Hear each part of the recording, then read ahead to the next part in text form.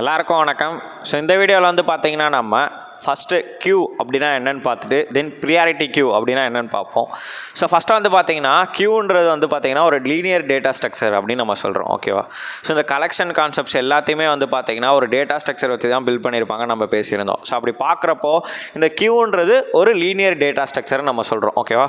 So இந்த கியூன்ற data structure ஒரு பிரின்சிபலை follow பண்ணும். எப்படி ஸ்டாக் வந்து லாஸ்ட் இன் ஃபஸ்ட் அவுட் பிரின்சிபலை ஃபாலோ பண்ணுச்சோ அதே மாதிரி இந்த கியூன்றது வந்து பார்த்தீங்கன்னா ஃபஸ்ட் இன் ஃபஸ்ட் அவுட் அப்படின்ற ஒரு பிரின்சிபலை ஃபாலோ பண்ணுது.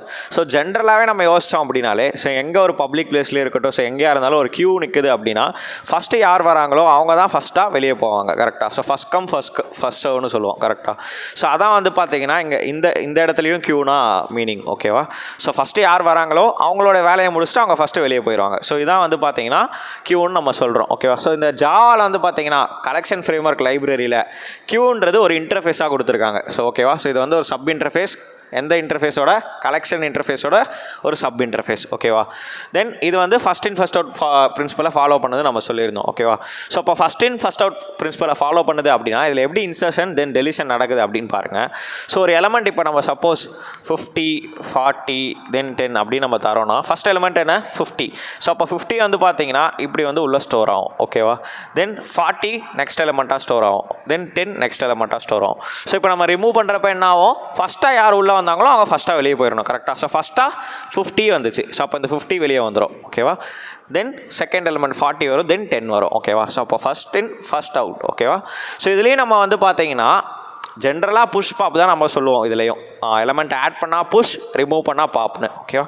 ஸோ ஜாவாவில் வந்து பார்த்தீங்கன்னா இந்த கியூ அப்படின்ற இன்டர்ஃபேஸை இம்ப்ளிமெண்ட் பண்ணுற எல்லா கிளாஸுமே தனித்தனி மெத்தட்ஸ் வச்சுருக்கோம். கரெக்டாக? அவங்க என்ன பண்ணியிருக்காங்க அப்படின்னா நீ வந்து புஷ் பண்ணுற பேர் நான் ஆடுன்னு மாற்றிக்கிறேன், அவ்வளோதான். ஸோ நேம் மட்டும்தான் மாற்றுறோம். ஸோ இங்கே ஒரு எலமெண்ட்டை நம்ம ஒரு கியூக்குள்ளே ஆட் பண்ணுறது பேர் ஆட் மெத்தட். அதை ரிமூவ் பண்ணணும்னா போல் மெத்தட். ஓகேவா? ஓகே. ஸோ நம்ம இப்போ ஒரு ப்ரோக்ராம்குள்ளே போயிடலாம். அதுக்கு முன்னாடி நம்ம கியூனா என்னன்னு பார்த்தாச்சு. கரெக்டாக? ஸோ ப்ரியாரிட்டி கியூ அப்படின்னா என்ன? ஸோ அப்போ ப்ரியாரிட்டின்னு ஒரு வார்த்தை இருக்குது, கியூன்னு ஒரு வார்த்தை இருக்குது. ஸோ அப்போ கியூனா நம்ம பார்த்தாச்சு. என்ன? ஒரு கண்டெய்னர், அதுக்குள்ளே வந்து ஃபஸ்ட்டு யார் உள்ளே வராங்களோ அவங்க ஃபஸ்ட்டாக ரிமூவ் ஆயிடுவாங்க. ஸோ அப்போ ப்ரியாரிட்டி கியூ அப்படின்னா என்ன அப்படின்னா அதில் இருக்கிற எலமெண்ட்ஸ் எல்லாத்துக்கும் ஒரு செர்டைன் ப்ரியாரிட்டி கொடுத்து அந்த வயசில் அதை ரிமூவ் பண்ண வைக்கிறது தான் ப்ரியாரிட்டி கியூ அப்படின்னு நம்ம சொல்கிறோம். ஓகேவா? ஸோ ஃபார் எக்ஸாம்பிளுக்கு வந்து நார்மல் கியூவில் எப்படி நம்ம டெலிஷனை பண்ணோம்? ஃபஸ்ட்டாக யார் உள்ளே வந்தால் 50, செகண்டாக யார் உள்ளே வந்தால் 40, தேர்டாக யார் உள்ளே வந்தால் 10. ஸோ இந்த ஆர்டரில் தானே நான் ரிமூவ் பண்ணேன் 50 40 10ன்னு. ஸோ இதே வந்து பார்த்தீங்கன்னா ஒரு ப்ரியாரிட்டி கியூ அப்படின்னா என்ன பண்ணும் அப்படின்னா ஸோ இதில் இருக்கிற எலமெண்ட்ஸ்க்கெலாம் ஒரு ப்ரியாரிட்டி கொடுத்துரும். இவன் தான் ஃபஸ்ட்டு வெளியே வரணும், இவன் தான் ஃபஸ்ட்டு வெளியே வரணும். ஸோ நீங்கள் எந்த ஆர்டரில் இன்சர்ட் பண்ணியிருந்தாலும் நான் சொல்கிற ஆர்டரில் தான் நீங்கள் ரிமூவ் ஆகணும் அப்படின்னு நம்ம ஒரு ப்ரியாரிட்டி கொடுக்குறோம் இல்லையா? அதுதான் வந்து பார்த்தீங்கன்னா ப்ரியாரிட்டி கியூ அப்படின்னு நம்ம சொல்கிறோம். ஸோ இந்த ப்ரியாரிட்டி கியூவில் 2 டைப்ஸ் இருக்குது. ஓகேவா? ஸோ ஒன்று மின், இன்னொன்று மேக்ஸ் ப்ரியாரிட்டி கியூ. ஸோ மின்னு அப்படி இல்லைனா அசெண்டிங் ப்ரியாரிட்டி கியூன்னு நம்ம சொல்லுவோம். மேக்ஸ் அப்படி இல்லைனா டிசெண்டிங் ஆர்டர் ப்ரியாரிட்டி கியூன்னு நம்ம சொல்லுவோம். ஓகேவா? ஸோ அப்படின்னா என்ன அப்படின்னா சிம்பிளாக யோசிச்சுக்கோங்க. ஸோ நம்ம இன்சர்ட் பண்ணுற நம்பர்ஸ் எல்லாமே ஸோ மின் ஹீப் வச்சு பில்ட் பண்ணால் அதுதான் அசெண்டிங் ஆர்டர் ப்ரியாரிட்டி கியூ. ஓகேவா? அதே வந்து பார்த்தீங்கன்னா நம்ம இன்சர்ட் பண்ணுற எல்லா எலமெண்ட்ஸுமே மேக்ஸ் ஹீப் வச்சு பில்ட் பண்ணால் அது டிசெண்டிங் ஆர்டர் ப்ரியாரிட்டி கியூன்னு நம்ம சொல்லுவோம். ஓகேவா?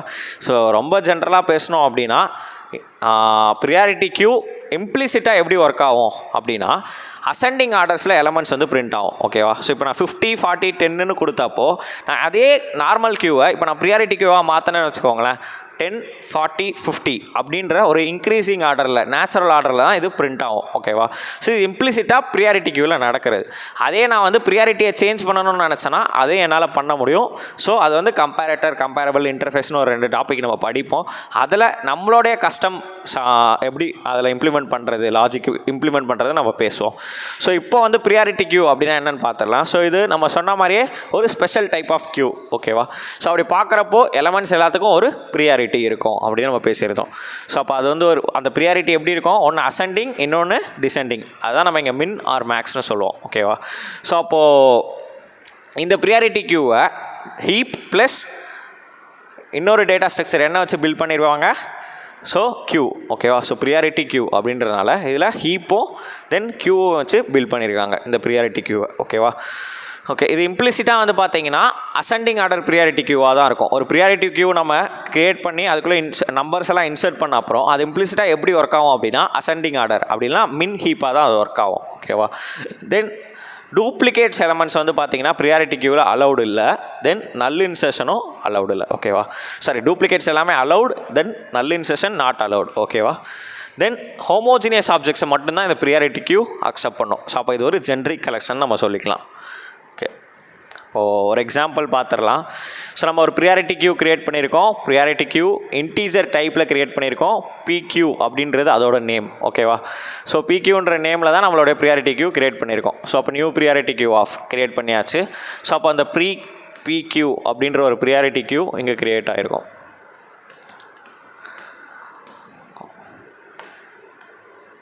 ஓகேவா? ஸோ ஃபஸ்ட்டு நம்ம என்ன பண்ணுறோன்னு பாருங்கள்.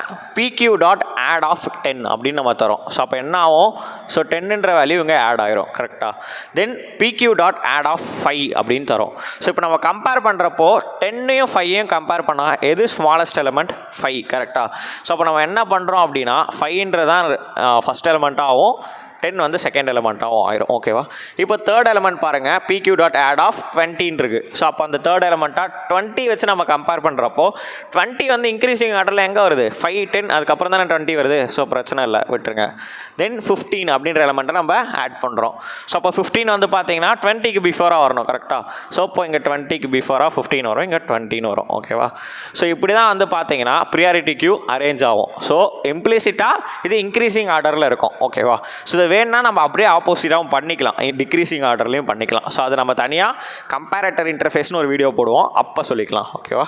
ஸோ அப்போ ப்ரியாரிட்டி கியூ இப்படி தான் அரேஞ்ச் ஆகும். 5, 10, 15, 20 இன்க்ரீசிங் ஆர்டரில் அரேஞ்ச் ஆகும். ஓகேவா? ஸோ அப்போ ஒரு எலமெண்ட்டை நம்ம ப்ரியாரிட்டி கியூவில் இன்சர்ட் பண்ணுறதுக்கு ஆட் மெத்தட் யூஸ் பண்ணுவோம். ரிமூவ் பண்ணுறதுக்கு என்ன பண்ணுவோம்? போல் மெத்தட் நம்ம சொல்லியிருந்தோம். ஓகேவா? ஸோ இப்போ நம்ம என்ன பண்ணுறோன்னு பாருங்கள். இதில் இருக்க எல்லா எலமெண்ட்ஸையும் நம்ம பிரிண்ட் பண்ணலாம். ஸோ ப்ரியாரிட்டி கியூவில் இதே நார்மல் கியூவாக இருந்தால் நமக்கு எப்படி பிரிண்ட் ஆகும்?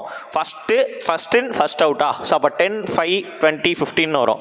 ஸோ அப்போ நார்மல் கியூவாக இருந்தால் 10, 5, 20, 15 வரும். ஸோ இதே வந்து பார்த்தீங்கன்னா நம்ம ப்ரியாரிட்டி கியூவாக இருந்தால் என்ன பண்ணுவோம்? இன்க்ரீசிங் ஆர்டரில் பிரிண்ட் ஆகும். ஓகேவா? ஸோ அப்போ அசெண்டிங் ஆர்டரில் தான் அந்த எலமெண்ட்ஸ் பிரிண்ட் ஆகும்னு நம்ம பேசியிருந்தோம். ஸோ இப்போ நான் வைல் லூப்பில் ஸோ இந்த நாட் ஆப்ரேட்டரை மறைச்சிக்கோங்க. PQ dot is empty off. So is எம்டின்ற மெத்தட் என்ன பண்ணோம்?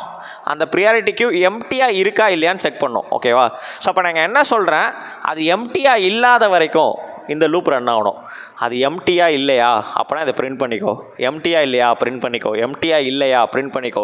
இதுவும் எம்டியாக இல்லை பிரிண்ட் பண்ணிக்கோ. எம்டியாக இருக்கா? ஆமாம். அப்போ லூப்புக்குள்ளே வெளியே வந்துரு.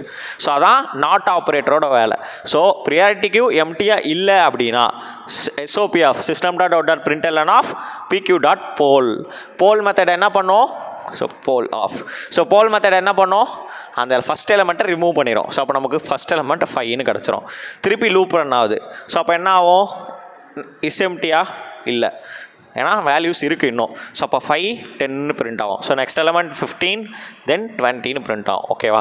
ஸோ அப்போ normal queue first in first out பிரின்சிபலை ஆசிட் அப்படியே ஃபாலோ பண்ணோம். அதே ப்ரியாரிட்டி கியூ இம்ப்ளிசிட்டாக இன்க்ரீசிங் ஆர்டரில் பிரிண்ட் பண்ணோம். ஓகேவா? ஸோ இதான் வந்து பார்த்தீங்கன்னா ப்ரியாரிட்டி கியூவோட எக்ஸாம்பிள். ஸோ அப்போ கியூனா என்னென்னு நம்ம பார்த்தோம், தென் ப்ரியாரிட்டி கியூ அப்படின்னா என்னென்னு நம்ம பார்த்தோம். ஓகேவா? ஸோ இது உங்களுக்கு புரிஞ்சிருக்கும்னு நினைக்கிறேன். நெக்ஸ்ட் வீடியோவில் அரே டிக்யூன்னு ஒன்று இருக்குது. ஸோ அது என்னென்னு நம்ம பார்க்கலாம். தொடர்ந்து சப்போர்ட் பண்ணிகிட்டே இருங்க. நன்றி.